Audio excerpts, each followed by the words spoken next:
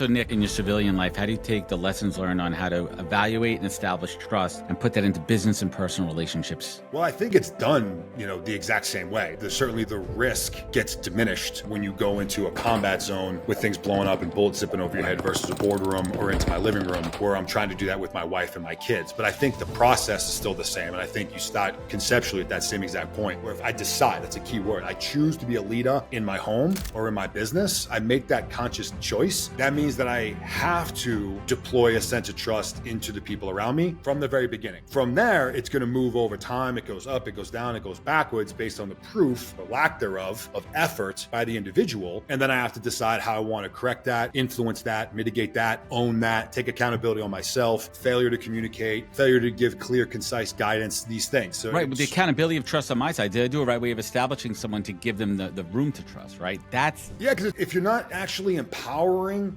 or enabling others, then how is it that they can give you the proof? So you have to, hey, here's my desired end state. Here's the intent. Here's the reason. Here's what I'd like you to do. I could be talking to my 7-year-old or I could be talking to our CMO in my company. It doesn't really make a difference. Now, like language and communication style, 7-year-old versus a 40-year-old, two different things. But at the end of the day, I have to give that individual my intent, an expanded purpose, a desired end state. And then I have to give them the freedom of maneuver to go mess it up or at least go give it a shot, because that's how that, I think, track record is earned.